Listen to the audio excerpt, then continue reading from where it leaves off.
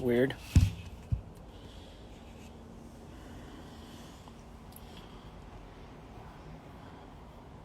Hey, Jeff.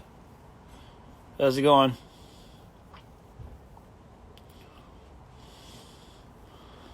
Just gonna wait here for my co-host to join me, and then we'll get started.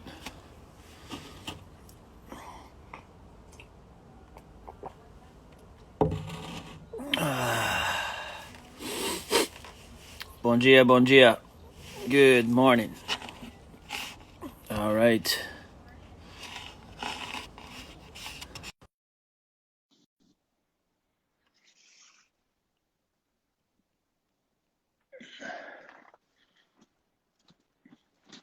Oh, are we live? Are we Good, live right now? good morning. How are you? I'm doing great. How are you, sir? I'm doing good. Perfect. Can Oh you hear boy. me all right? Can you hear me good? I can hear you good. I want to make sure, can you hear me okay? Yeah, much better than last time. Good. I was watching that video. Oh my God, it's the worst. I'm like, when I was clipping it, I was trying to pull down every time the audio went crazy. It's all Um, good. So, Glad to how's hear that. life in this crazy world of ours today? Oh, Keeping I'm losing my yourself mind, busy? sir. I'm baking bread at this point. I'm baking bread. That's okay, man. Learning new tricks. Learning new tricks. It's No, okay, man. I saw some cool stuff on Instagram for training. Like, if you do want to hit stuff and you don't have access to a punching bag, I've seen like some really hilarious made do-it-yourself solutions. Like they'll take Tide Pads and they'll wrap it to a pole and then you can just kick the pole as hard as you can. But Well, it's better people, than that's the one thing about this whole thing, like, is about people are gonna have to get pretty creative. At least for the next little while. We're not going anywhere until at least, maybe end of May. So you're gonna have to get super creative to keep yourself busy. keep your But fix. that's a Well, I good guess that's a good thing. That's the like you gotta look at the silver lining in things, right? So like for me, I've just been, trying to keep myself busy. I'm not one to sit around, and do nothing. I get bored quite easily. So I just been working on things that are going to improve the academy and the business, curriculums, strategies for when we do open. Maybe we'll be better in the long run. And trying to learn new things. This is fun. Watching webinars, listening to some stuff online that's kind of interesting. Actually, I'm gonna bring something up now. Like I'm originally from the Azores, so I was born and raised there, which is islands in the Atlantic that are Portuguese citizenship, right? So I have I'm fortunate enough that I can speak and write the language. And lately, there's this young man. His name is Ian Baring. He's the son of Master Sylvia Baring, and he's part of this group in Brazil. I think they usually have about 4 or 5 people on there. They're doing these YouTube lives, and of course it's in Portuguese. Unfortunately, I can't. There's no point in me sharing the links or anything like that because most of the student base is English speaking. So, but they go every week. It's on the 10th week, and they speak about the history of how jiu-jitsu went from Japan to Brazil, and based on facts like articles, newspapers, books, like they're trying to find as much evidence, like proper as much evidence. as much empirical sources as you can. Yeah, exactly, Yeah. that they can find to really. But I find it extremely fascinating because we get told truths what are based on your instructor and your instructors and your professor, and your professor's professor. So Mhm. you almost like believe it as truth. You believe that that's the story. But There's definitely like a mythology that builds up there. yeah, that builds up around, and some of it is true, but some of it is fabricated in a sense to, it's I was joking with with my good friend Monkey. about like, hey, the winners get to dictate how the history is written, right? So so it was interesting because there's a lot of stuff that they're talking about that I did not know. And like, there was more than just one thing. I'm just gonna bring up one thing. There was more than just Maeda that came to Brazil. Matsuo Okay. Maeda. There was other Japanese that came around the same time that were also, you know, uh, teaching. Another one that I found quite interesting is like when Maeda was in Brazil, he didn't teach very much. He was traveling a lot to fight, right? So he would leave one of his senior students teaching.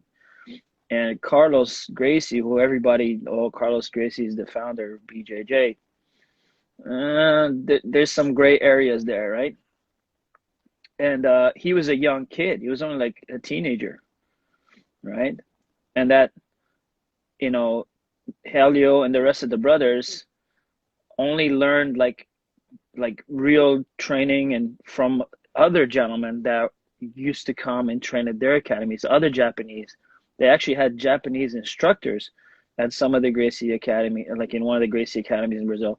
So it was really interesting. There's so much more to the story, like they're 10 weeks in and they're still, it's really, really, really interesting. There's some really cool things. I was like, oh, I did not know that. And oh, that's kind of cool. But the one thing that was kind of like, man, you should know the roots of the art. As a black belt, I think you have a responsibility.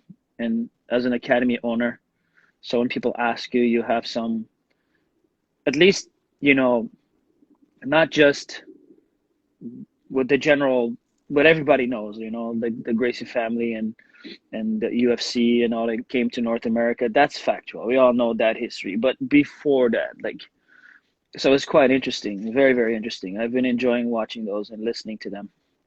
And Well, these are guys that are these are guys that are super committed too. They're like super committed to finding as much as they can about how Japanese jiu-jitsu came to Brazil. So it's really cool.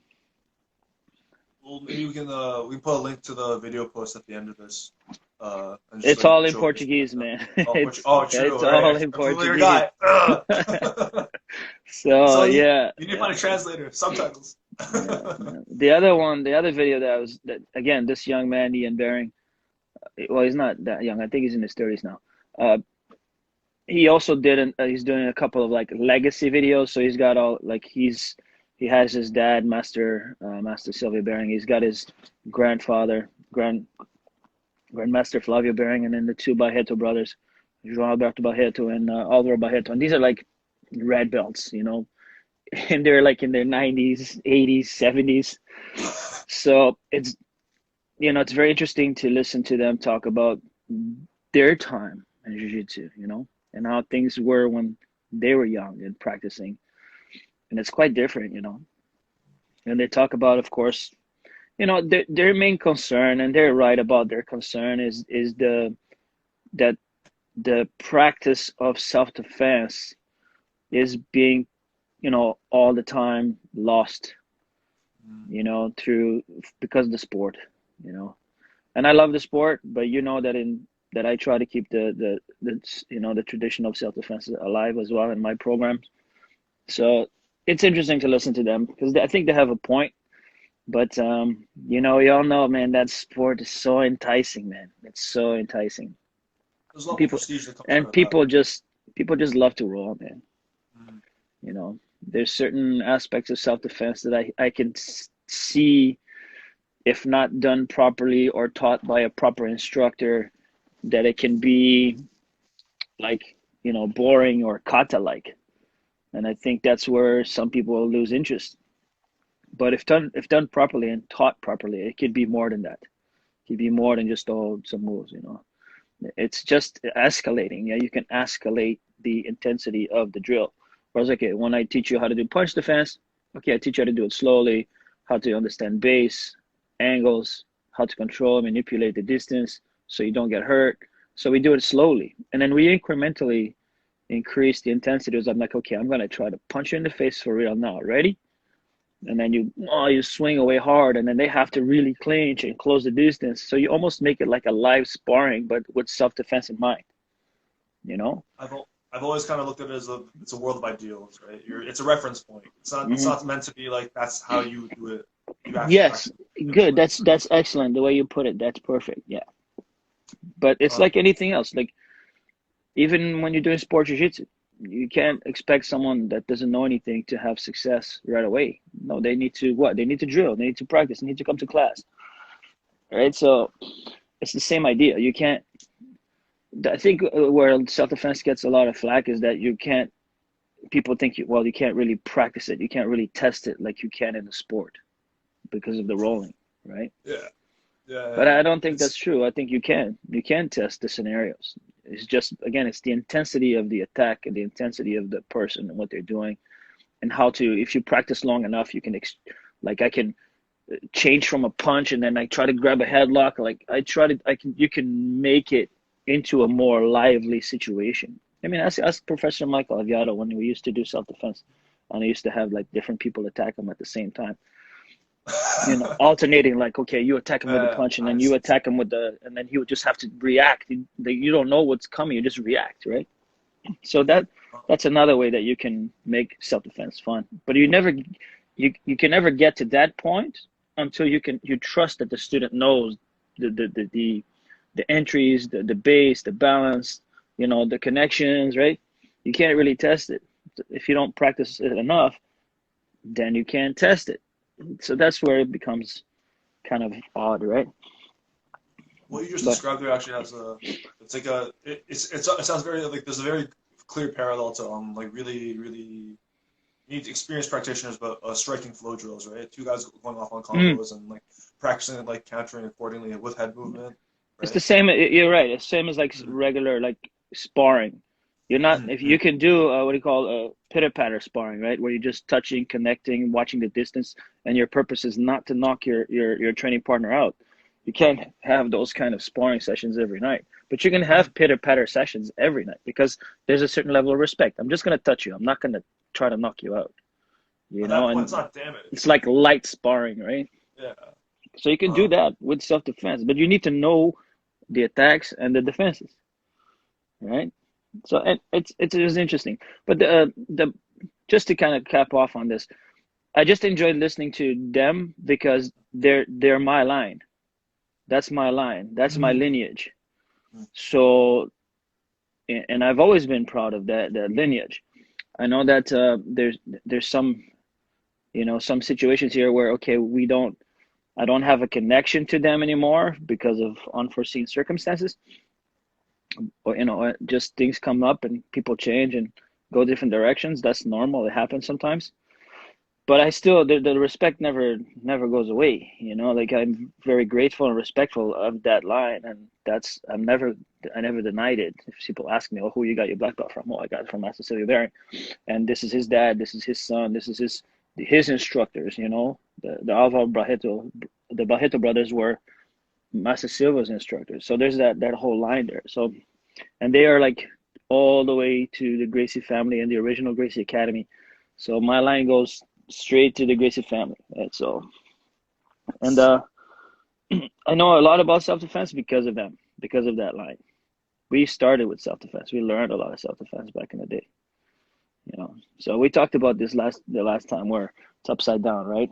We did MMA, self defense, and and then gi no gi, and now it's like upside down. Everybody does gi no gi, maybe a little bit of self defense, and some people trickle into MMA. So it's upside down.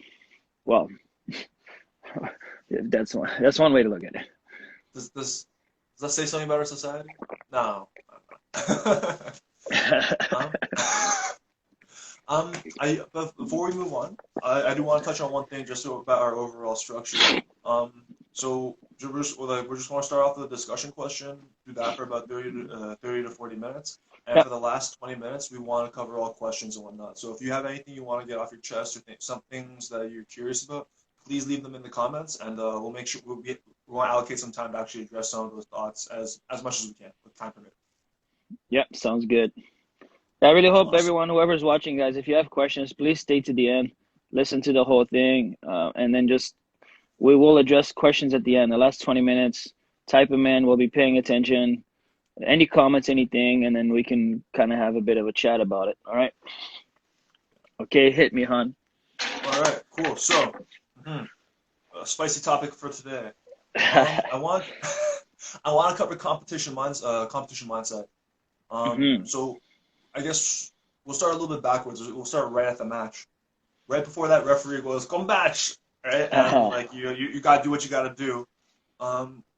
Where do you think your mind should be? Where should an athlete be thinking? What should a martial artist? Where should they be Well, honing in on? man, listen, you can't go straight to that. You Oh can't. no. So No. where do you think we should You start gotta at? start. Everything starts like to me, there's like 3 or 4 stages that you have to like Huh? kind of, you know what I mean. That will develop a good mindset, and towards being successful in competition. There's the before the tournament, during the tournament, and after the tournament, right? Okay. So if you want to be successful in competition, it ultimately comes down to, of course, the most important thing is mindset. What kind of state of mind you're in, and of course, technical ability, right?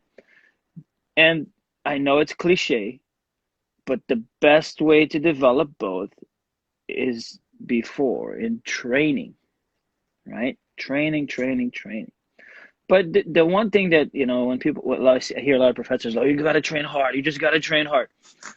Yes, you have to train hard. You have to train often. But a lot of the confidence, and I'm going to speak from my experience. And I know I try to teach a lot to my kids, to my students, and we talk about mindset and about strategies and things like that. But I think that you build confidence in the training, and you build confidence by competing often, right? You don't, you're never going to get rid of the butterflies. You're always going to be nervous, but it's the level, right? Whether you're so nervous you can't focus and you run out of gas, or you're nervous but you're confident and determined, right? Everybody gets nervous before competition. Everyone. It's just what kind of level. Now, I'm going to use some examples of mine as to how I went from like being super nervous and having so results, and I did okay, but it wasn't great, to like, okay, I'm winning and I feel confident, I feel sharp, and I'm mangling everyone, right? And it comes down to regular, consistent training. So if you train and you have good training partners and you have good technical abilities and you're in the best shape of your life, you cannot help but be confident. You cannot help but feel good. If you are looking sharp in training, there's a pretty good chance you'll be sharp in competition as well. Because, yeah, you're going to be nervous, but if you're in good shape and you're technically like sound, the second you touch hands with your opponent, it's go, right? So those nerves are going to go away, and you're just going to go and you're going to revert autopilot to what you've been training, right? There's a really good saying here. It's like you don't So rise to the occasion. You fall to your highest level of preparation. Right. exactly, that's exactly it. So if you are well prepared and you're in good shape, because that's the most important part, is the gas. If you run out of gas, it doesn't matter how technical you are, you're going to lose. So if you're in good shape and you train hard and you train often, you're having good results in training, you're going to go to the tournament feeling pretty confident. Yeah, you're going to be nervous. Yeah, you're going to be a wreck. But then as soon as you slap, bump, go, bang, you're good, and you're just good to go, because the cardio and the technique will push you through. The hard part, I think, is sometimes people don't know how to manage their emotions. They don't know how to manage the butterflies. I remember, again, like I said, I'm going to use some of my examples. When I competed back in the day, the way the tournaments were structured, the advanced guys would always go last, right? So I would be there like 8 o'clock in the morning, weigh in, and then hang out with my buddies all day, watch their matches all day, coach them all day, because that was primarily a big one of my big roles. And like I told you in the last time, I was teaching and coaching as early as blue belt. So I was like helping my teammates, yelling at them, freaking out. Boom, okay, they win, fantastic. So white belts, color belts, whatever, lower ranks, and then it would be my turn.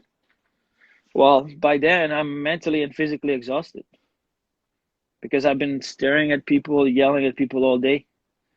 So I would always run out of gas. I would always get tired. And I would have like mediocre performances. Most of the time I would win, but they were just like nothing special. It was just okay, I won, great, some points, maybe I got a submission, but it wasn't like the kind of performances that I could have if I didn't have to deal with all that. So when I had a couple of losses that really like bugged me, and one of them was because I got tired. I was dominating the guy, kicking his butt. I was winning like 13-0, and I ended up getting submitted because I ran out of gas. I got caught in the triangle. I said, man, this can't happen anymore. So what I started to do was like I would go to the tournaments, and I realized like, man, you have to be selfish as an athlete. It's very hard to do both. I can't be coaching all day and then competing. Like it just didn't work. So if I wanted to be successful as an athlete, I had to be selfish. And even now, I tell my students like they want to see their teammates fight. Like, man, you can watch the highlights later, man. Just you need to like. That's why now it's perfect. You know exactly when your division is going to start. You show up an hour before. You don't get distracted. Go listen to your music. Go take a nap. Go lie down. Use almost no energy whatsoever, because just watching matches you can drain your energy. There's a big roller coaster of emotions that happens. Yeah, so just go lie down, try to take a nap, listen to your music, relax. And then when it's okay, when they call your division up and you weigh in, okay, after you weigh in, you have a certain amount of time. They don't push you through right away. Okay, that's your warm up. After you weigh in, you warm up. You start warming up. And make sure you get a good warm up, a good sweat, as if you had rolled 2 rounds already at the academy, you know? And you get a good sweat, you feel good, and then when you slap bump, boom, good to go. That's the difference. And that's you need, and you see everybody, all the high levels guys, you see them doing that now. Like all the top guys, you see them walking around with their Walkmans, their hoodies. You don't really talk into anyone.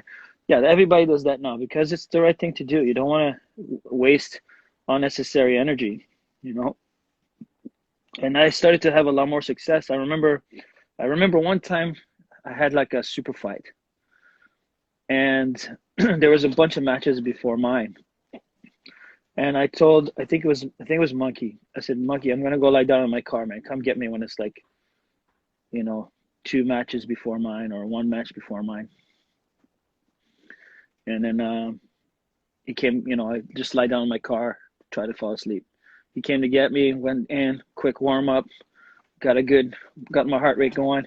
Went in, boom! I was all over this guy the whole match. He did a really good job defending himself. Like he ended up later on winning a World Masters Championship at black belt. Wow. Yeah, he was good. So he really he did a good job defending himself, and he was a little bit smaller than me. All right, so I was just like physically doing, imposing, pushing, trying to submit. Came close a couple of times, but he was a tough guy, tough kid. But I thought it was a good performance on my part. I felt I could have gone another 20 minutes. I was not tired at all. I didn't even break much of a sweat, really. So that's when I was like, okay, see, this is the right way to do it. You can't. It's very hard to do both. Like if you're gonna coach. If you're gonna fight. Doing both, like I said, you can. Nothing's impossible, but you better be in an insane shape. You better be in really good shape, because then it doesn't matter so much, and it gets easier. Like as you get, experience, right? Everybody talks about experience. When you have hundreds of matches, yeah, you still get nervous, but you don't. Your nerves don't tire you out as much. They don't mentally drain you as much. It's kind of like it's part of like, yeah, I've been here a million times. It's all good, right? But that's the main thing. The confidence comes from training. Confidence comes from training and consistency in the tournaments. Like if you compete every weekend, man, how can you not eventually start to get results and eventually start to get better, and eventually, those nerves don't affect you as much, right? Because you can't compete once a year and then feel like, no, man, it's overwhelming. It's too much. It's too much nerves. But if you're competing every month, you're gonna get a little nervous, but not as much. Not as much. If you do an annual thing, that's like it's an annual thing. Like this is my one shot Yeah, to prove your this to whole life humanity. is dependent on that tournament. Yeah, it's no, no, no. Yeah, no, you can do other things. Like that's just the base, right? That's the base. If you're in good shape and you train regularly, and that will give you confidence for sure. It gave me confidence. But when you're like, oh, I'm not sure, I don't know if I'm ready, I haven't trained much lately, that starts to creep, in your mind. But you can do. A lot of people believe in visualization, you know, envisioning yourself winning, envision yourself having the referee. I didn't really envision too much as far as like because it doesn't work for everybody, right? Everybody's like, oh, visualize. No, everybody's different, and some things work for some things don't work for others, you know. So I think visualization for me, I only really envisioned one thing. It was always the referee raising my hand. I really always thought referee raising my hand in victory, victory, victory, right? Because jiu-jitsu is so dynamic that yeah, you can envision your best game. Like you can envision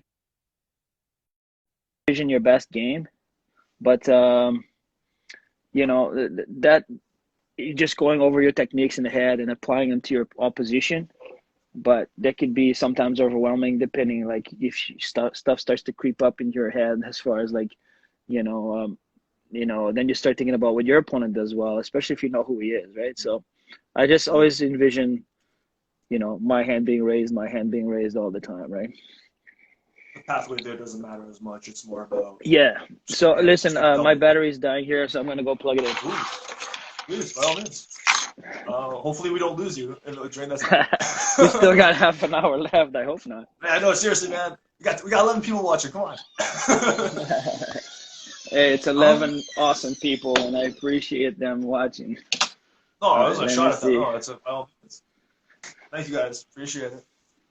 Um, I guess I, with the way you frame this, I guess you can say that. Is it fair to say that maybe that performance is actually not so much like it's a skill? Sorry, give me a second here. Yes. Oh, we'll give you a second. Very funny comments. Hey, Jake, what's up? One of the viewers is my son. He's watching it on the thing. That's awesome. Okay, cool. All right, I'm just hanging out outside. So, all right, where are you? Right here. Not Ooh, you. beautiful sky, my God.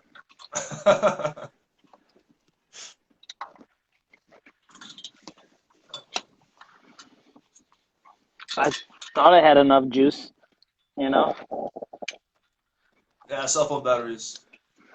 Made of my existence. There we go. There we go. We're good? Yeah, we're good. Perfect. So, no, just to touch back on what everything you just said, it seems like the way you framed this is that, performance really can be a skill. You can develop performance. It's not, Mm-hmm. yeah, just to put the bell onto a nice present there. So in that case, it's not a matter of just what, like, I see a lot of people that get really hard on themselves and they think, oh, I'm just not good at this. So it's just, I think the thing to like, reaffirm here is that you need to practice competing, basically, even if you lose, and it's more important to get it out of the way early. Right? Yeah, yeah. Compete often. Don't let the losses bother you. Don't let them get to you. Use it as motivation to improve, to get better. Everybody loses. It's part of the game. But ultimately, like, there's no, special pill or anything like that. Some people are always going to be more nervous and more in their head than others. That's normal. Another, excuse me. Another thing that helps is teammates. I thought a lot of my success was because I had good teammate support. If your teammates are there yelling, screaming, giving you like energy, pushing you on. Jiu-jitsu is like that's why I always get frustrated and pissed off with people. Like, man, are you going to the tournament this weekend? Oh, I'm not competing. So what? Why aren't you there cheering your teammates on? I don't feel there's as much, come on, that bond sometimes in today. There's still there, it's still there, but it's always like small groups. Could you imagine if the whole academy showed up to cheer for you? Oh, Man, that's a oh, lot, it's right? really It's huge. It goes a long way, man. They give you the drive, the motivation, the energy to keep going. I've seen it so many times with my own students. When I'm there, I'm coaching, and you could hear the guys behind, "Come on, you can do it," this and that. It's amazing. So one, teammates, and two, a good coach. mm, A coach that can keep you calm, that can build the confidence in you, that reminds you of the things that you do well, that keeps you calm during the when you're all jittery, or to give you the fire when you need it, like to drive you, push you, get you excited when you have to. That helps a lot as well. It does. Like, it, I hate when people say, "Oh, jiu-jitsu is an individual sport." No, it's not, man. oh, It's individually. When you're out there, it's you versus your opponent, yes. But if you have your coach and you have your teammates in your corner, right? And the other guy's got nobody, come on. That guy better be really good, man. What I mean? there's That a guy lot of better be intangibles that you really just had. good. Yeah, man. And so many times I've coached guys to win, to beat guys that are technically better than them, just Um, on sheer coaching and or motivation, you know? So that's I can vouch. I yeah, can vouch man. for that. If you So remember, Nogi Provincials, there was a match where it was actually it was my first match in my division. And the guy was really good. He was a guy from 10th Planet, and he was throwing submission attacks at me nonstop. And then I managed to get up 4-0, and he was only hunting for the sub. And there was about 30 seconds left, and then I have the videos on Instagram. I think he throws within like a span of 30 seconds, like 8 submission/3 combos. But it's because of you and everyone else. Like the whole team was there cheering. Like it's literally the last 10 seconds, everyone's counting down, telling me, "I like you're going to win this. You need to hang on," even though I'm like this close to being submitted. That pulled me through. That got me through that match. I got and yeah, that was the difference. That was the difference. So right, I 100% okay, speak to all that. yeah. No, that's a big part of it. That's a big part of success. You know, it's first you, but then your team. It is a team. Your BJJ is why have team patches and affiliations and team trophies? Why have all of that if BJJ wasn't a team sport? You Feels know, it almost really. traveled. Let's see if there's anything else I can add to that. Yeah, no, definitely. There's always things you can do. You can do your own research. There's books you can buy on sports psychology. That if you really are one of those that really feel that you need more than just the base, there are things. There are things. But keep in mind, like your coach can do his job and do a good job, but he also has 20, 30, 40 other guys to worry about too. And he can do his best. But ultimately, your success is on your shoulders. Are you willing to put in the effort, the work, the time, the energy to that will take you to that level? It's ultimately the decisions you make. Like your life is a reflection of the decisions you make. So try to make the right decisions. Try to put the things in play that are tried and true, have been proven tactics. And you got to follow blueprints. If there's a blueprint for success, try to replicate it, add your own little flavor to it, and away you go. But ultimately, like jiu-jitsu is such a performance-based martial art that it comes down to being in shape, number one, and two, being technically sound. That's it. That's the two big things, the two big ones. I want to ask then, before we get into how we approach this for people that pursue jiu-jitsu a little bit more recreationally, Hmm. um, something that's personally been on my mind a lot is whether for a tournament, how would you prepare? How would you prepare? What do you think the proper? Or what's your take on this? Do you prepare for do you plan on implementing your own game plan, or do you research everyone else and accommodate to them? If that Uh, makes sense. Ultimately, I think you can't be too worried about what your opponents are going to do. Okay. If you are, if you're going in, like, oh, I got to watch out for this. Oh, I got to watch out for that. Oh, he's good at this. Oh, he's good at that. Guess what? You're gonna find yourself playing his game, and you're gonna always gonna be at a disadvantage at this point. You have to, yes, be smart and tactical and have an understanding of, their strengths, but ultimately it's about enforcing your game. It's about enforcing your style on them. So if you're a guard player, you got to enforce your guard. Whatever your guard is, you have to force them to your guard. If you're a takedown guard passing kind of guy, you are like stripping grips and you are being aggressive and you are going for your guard passes and your guard pass combinations.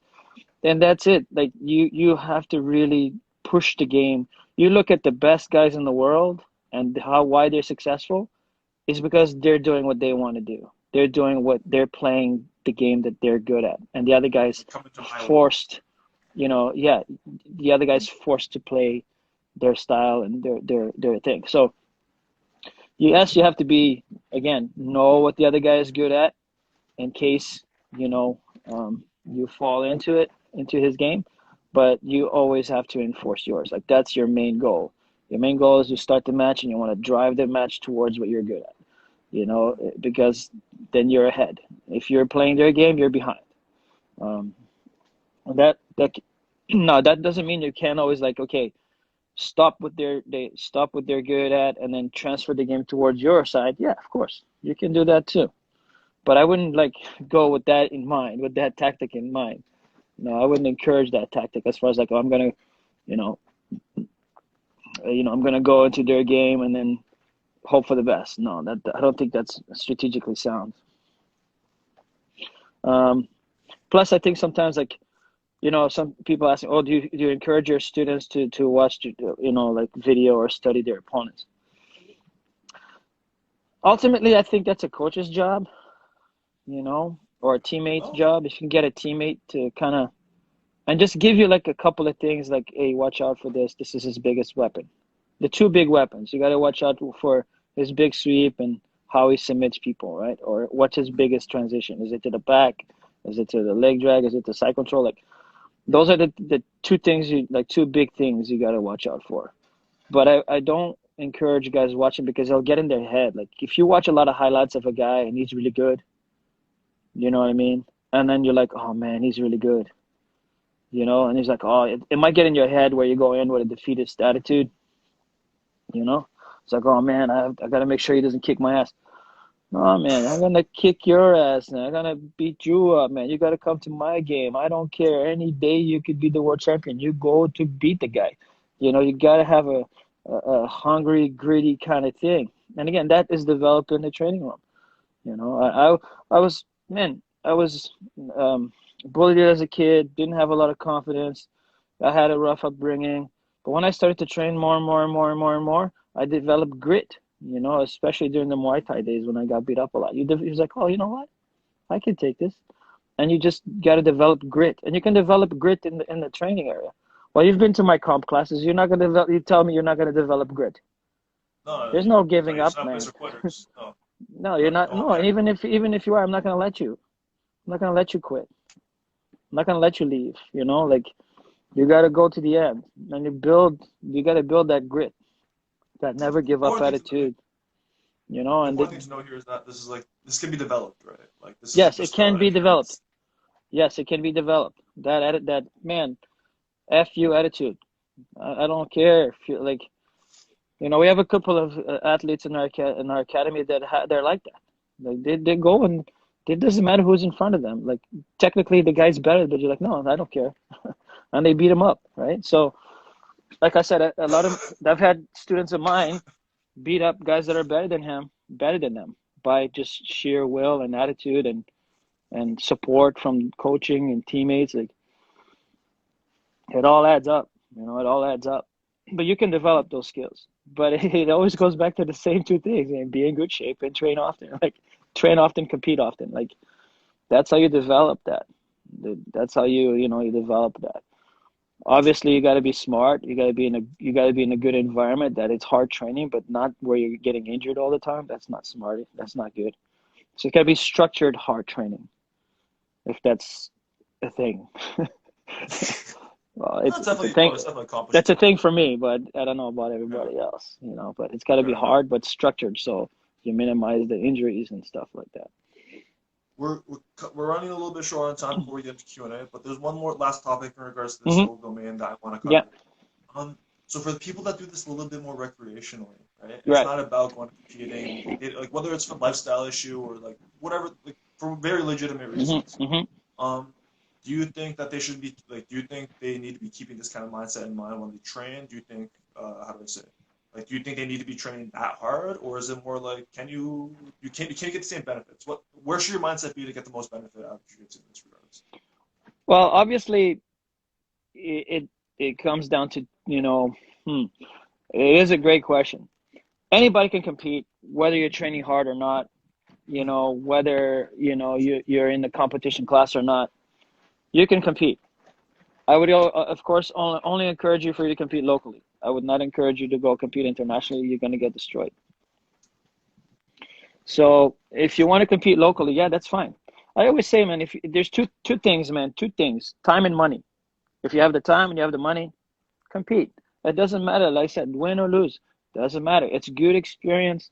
I think everybody at some point or another should compete. If you're doing jiu-jitsu, you have to compete. If it's not often, that's okay. If it's once or twice a year, that's okay.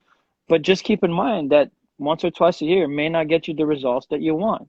But if you're okay with that, if you're just happy competing, challenging yourself, getting out there, if you have the time and the money, do it, regardless of the outcome. If you get your butt kicked in the first round every time, who cares, right? Just challenge yourself. It's a challenge to see if you can get better, to see if you get a better result next time. And that's okay. Like you can be a recreational competitor. That's fine. There's nothing wrong with that. Just understand that results may not be what you think or what you want. The more time, effort, and energy you spend, like I said, if you're in good shape, you train often, and you compete often, you're going to get on the podium. You're going to get on the podium. At some point or another, you're going to get on that podium. But if you're competing twice a year, okay, what do I say? If you're going to compete, 2 or 3 times a year, focus, prepare, schedule it on your fridge or whatever, that 4 weeks, 4 or 5 weeks before that tournament, you dedicate yourself to preparing for that tournament. If you want to get a good result, if you want to give yourself some chance to win a few matches, and potentially get on the podium, who knows? You might be, talented enough and pull it off, right? Uh, if you're hardworking and you have a strong mind, you can pull it off. But you I need to agree with a certain invest. extent. You need to invest, Yeah. you know, 4 or 5 weeks before that specific tournament where you're in the competition class, you're training 3 or 4 times a week or more, you're working on your cardio and your conditioning, your strength and conditioning, if you want to get that result, like a good result. So you I've can talked to a lot do of that. guys in the gym about this. Like there seems to be a misconception where they think that it's like I need to burn the ships. I need to go like train 6 times a week, twice a day, every day in order to have a proper performance. And you can do that, and you'll probably increase your chances. But I think the Yes. misconception there is like you can do still commit 5 weeks or 4 weeks, but just like train 3 times a week really hard, right? And sure, the chances of getting first on the podium still there, but maybe not as much. But you're probably still You going to can get really still solid results. you can still have a good performance, but it's all about focusing. You can't be just like, oh, train here and there, train here and there. Oh, there's a tournament this weekend. I'm going to sign up for it. No, man, Deliberate like you practice. can't do that. You have to schedule it. I was like, you know what? I can't afford to do every tournament. I don't have the time. So I'm like, okay, look at the schedule. Because, man, the tournament schedule is up way ahead of time, right? So look at it. I want to do this tournament and this tournament this year. Okay, make sure that the 5 weeks before you talk to your girlfriend, you talk to your wife, you talk to your boss, and you say, hey, I'm getting ready for this, so I need a little bit more time to prepare. And then you focus on it and you prepare for it, and then you can get your best result that way. Mm-hmm. All right, so we got about 15 minutes left here. It's true. Anybody on I was just gonna say. that is watching this, if you know have anything to say or any comments or any questions, please hit us with some questions, man. I love to answer questions. So anybody out there, what do you got to say? What do you want to ask? Please do it now. Nicholas has a question from earlier asking, Nick, yes, have you seen the Robert Drysdale documentary? Like, have you heard about it? In regards to I've heard about it, but I'm not. Is it out yet? I'm not sure if it's out yet. I I'm have not heard sure if about it. it's out. I've heard about it too. I'm not sure if it's out yet. I think it's Yeah, still in I've heard production. about it. I am looking forward to it whenever it comes out. It's basically along the lines where he's doing the same thing with these other guys, where he's researching a lot of like the Brazilian Jiu-Jitsu and how it came from Japan to Brazil and all the big players and how it went to Europe and so on and so on. So he's doing a lot of that. I just don't know when it's going to be out. I'm aware of it, but I don't know if it's out or when it's going to be out. Well, he like I from when he I took a seminar of his back when it was like it's been in production for a while. They were really taking the time on making sure Yeah, people it's been a get some long people on, time, right? right? Yeah, I know. Yeah. Well, he touched on it like how like I don't want to quote anyone incorrectly or start make any incendiary comments. However, if I'm kind of paraphrasing, it's like a lot of the early stories were just a lot of it's a lot of marketing. It was like aggressive, Yeah, like, a lot of aggressive yeah, marketing and to be honest, it kind of worked in the sense that it's a global sport now, right? yeah, yeah, It's still getting bigger. yeah. I don't know. Do you think it's a fair take? Like it's strictly just Gracie Jiu Jitsu is just marketing, or? Um, Listen, all jiu-jitsu we do now is great jiu-jitsu. Don't kid ourselves, man. Come on, it all goes back to the Gracie family, whether we like it or not. I know there's a lot of haters out there. It's just the focus. Some Gracie members focus more on the sport. Some Gracie members focus more on MMA. Some Gracie members focus more on self-defense. But and yes, it's gone beyond the Gracie family now, where jiu-jitsu is a global sport with many, many champions and many, many great coaches and athletes and fighters, and it's huge. But it hasn't scratched the surface yet as far as like if you compare it to judo, wrestling, Mm-hmm. even Yeah. karate. Is so we're growing and it's getting bigger and better. But our jiu-jitsu, yeah, we say Brazilian jiu-jitsu, but the only reason why we say Brazilian jiu-jitsu is because the Gracie family trademarked the Gracie logo, and they put up some obstacles. So everybody started calling it Brazilian jiu-jitsu instead. But then eventually we figure out like, okay, you can't trademark the name, so they only trademark the logo. But yeah, all of us are doing Gracie Jiu-Jitsu. It all came from the Gracie family, as far as like not the techniques, but the strategies, the style, the way it's taught and all that. Like, so it goes back to those roots. But as Fair it enough. taken a global, It's as it taken a global feel, yeah, absolutely. And what happens when it goes global? Everybody brings on their own little flavor, their own little take, their own little vibe, their own little. It's the same tree, different branches. mhm. It's the same tree. You know, so yeah, I'm okay with that. And yeah, Nicholas, it's pretty cool that they're gonna do that, but I know for sure they haven't put it out yet now. Like I'm pretty certain. But I think it's just like, guys, what are you waiting for? Just put it out in sections. Like you put out whatever material you have now, and whatever else you come up with, put it out later. I don't know what they're waiting for, like perfection. Come on, man, just put it out. Put the material out so we can watch some of it at least. Ooh, we got another question. Jeff asking, is it true that you shouldn't make love weeks out before you compete? I ask as some of the greats believe in that. Your thoughts? Oh man, that's such a dumb question. No disrespect, my friend. No disrespect, but it's bullshit. Bullshit. If you're in good shape, and if you're in like prime shape of your life, I don't think it'll make a difference at all. At all. It's all about confidence, technique, and being in a good shape. If you believe in it, then yeah, it's kind of like osmosis or whatever you want to call it. If you believe in that, then yeah, it's just going to affect you because it's going to be in your head, right?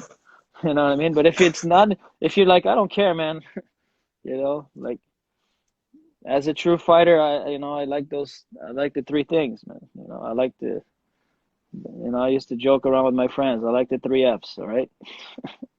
You know, so I don't think that's I think some people believe in it, but it's energy. It's all energy. If you believe that that's energy spent that you're gonna need, then don't do it. Simple as that. But if you believe, man, I'm in the best shape of my life, I don't care. I'm good. Then I don't think it makes a difference. It's all what you believe. I think it's up to the individual to decide whether it's something that, you know what, I don't want to risk it. Okay. Or it's like, well, I don't really make it. I don't think it's going to make a difference. Then, it's up to the individual to make that decision. I think that's my opinion. There's something about pre-fight rituals here. Like, I guess some people like live and die by certain things, right? I've heard some crazy stories about like some Japanese fighters, like they write their will before fight night, right? Because they don't want to come back. Well, if Right? So again, if you have your routine, I think routine is okay. I think routine is important. If you have a fight mhm. routine, like if you have a fight routine, it's good. Whatever helps you, mentally. Whatever helps you mentally. I think if you have a fight routine, yeah, stick with it. Don't like stick with it. There a lot of people believe that like the superstitions things. Like there's nothing wrong with that. There's nothing wrong with that. If you're religious or if you have a routine that you believe in or certain things that you need to do, if you have like a special rock you want to hold in your hand, like whatever whatever makes you mentally better prepared, I'm good for that. I encourage it. Like if a student of mine is like, oh, I want to do this, I want to do that. Okay, what's your reasoning? Oh, because this. Okay, no problem. Do it. at the end of As the day, long the as things you listen, as practice, long as you're not hurting anyone, as long as you're not being malicious or doing anything stupid, it's all good. it's your performance on the line at the end of the day. So whatever makes you feel more comfortable, I guess, like Yeah, by all it's means. whatever gets you into your optimal state of mind. Mhm, So mhm. it's very individualistic. It's up to like not everybody's built the same. We know that.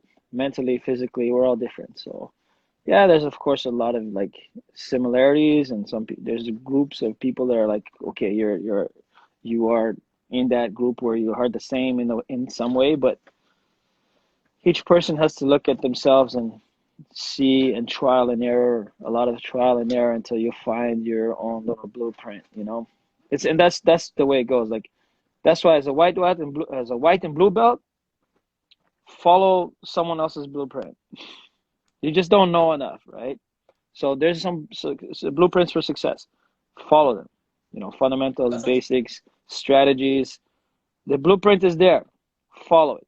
Once you get into purple, brown, black, okay, create your own.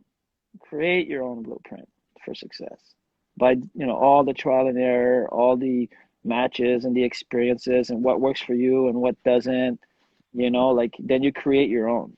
That's how I see it. this is a good callback because you're right. Like those earlier competitions, like they matter less and less as time goes on. But so you really find yourself on what kind of makes you tick. Eventually, all these crazy rituals that you see Well, everyone else because I doing, it's think gonna be accurate. if you follow blueprints, you're gonna have success, and the success Mhm. gives you confidence, right? Then you start Yeah, to, it's fun.